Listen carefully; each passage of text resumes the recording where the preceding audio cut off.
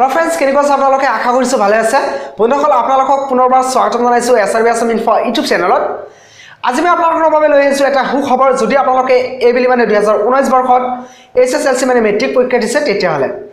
বন্ধুসকল অসম চৰকাৰে নোটিফিকেশন জাৰি কৰিছে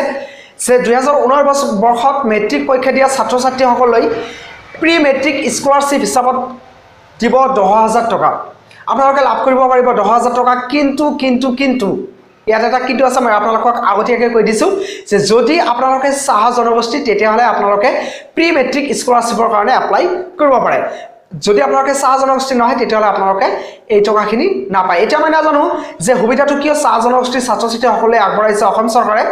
সকলৰ বাবে সেম সুবিধা হ'ব লাগিছিল কিন্তু দিয়া নাই অকল চাহ জনগোষ্ঠী ছাত্ৰ-ছাত্ৰী সকলৰ বাবে হে প্ৰি মেট্ৰিক স্কলাৰশ্বিপ মানে যি 10000 টকা অসম চৰকাৰে দিব এই সুবিধাটো এলোকক দিছে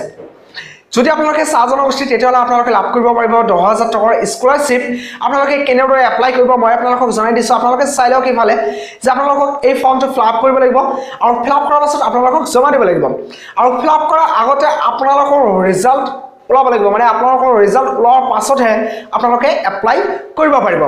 যে আপোনালোকে যদি ফেল কৰে তেতিয়া হলে এপ্লাই কৰিব নোৱাৰে পাস কৰাৰ পাছত আপোনালোকে এপ্লাই কৰিব পাৰিব কাৰণ এই ফৰ্মটোত আপোনালোকক এটেচ কৰি দিব লাগিব আপোনালোকৰ পাস সাৰ্টিফিকেট জিপ সাৰ্টিফিকেট ক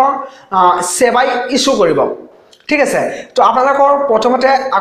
গোটাই থব লাগিব পাস সাৰ্টিফিকেট তাৰ পিছত লাগিব আপোনাৰ কাষ্ট সাৰ্টিফিকেট এই দুটা আৰু লগতে থাকিব লাগিব বেংক একাউন্ট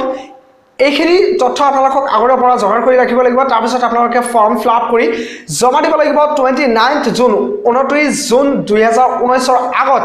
আপোনালোকক জমা দিব লাগিব সাব ডিভিজনাল ওয়েলফেয়াৰ অফিচত নাইবা ডিপুটি কমিশনাৰ ওচৰত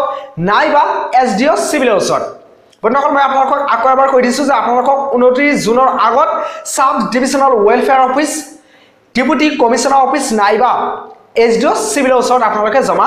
দিব পাৰে তো বন্ধুসকল আজি ভিডিওটো বাস এইখিনিয়ে ভিডিওটো ভাল লাগিলে প্লিজ লাইক কমেন্ট আৰু শেয়াৰ কৰি দিব আপোনালোকৰ বন্ধু বান্ধৱী আত্মীয়জনলৈ আৰু যদি আপোনালোকৰ মোৰ চেনেলটো নতুন তেতিয়ালে প্লিজ মোৰ চেনেলটো সাবস্ক্ৰাইব কৰিব ভিডিওটো চাবৰ বাবে আপোনালোকক অশেষ ধন্যবাদ জ্ঞাপন কৰিছো আন এটা নতুন ভিডিও হৈছে আপোনালোকৰ লগত পুনৰ লগ পোৱাৰ আশা ইয়াতে বিদায় লৈছো বাই বাই টেক কেয়াৰ জয় এখন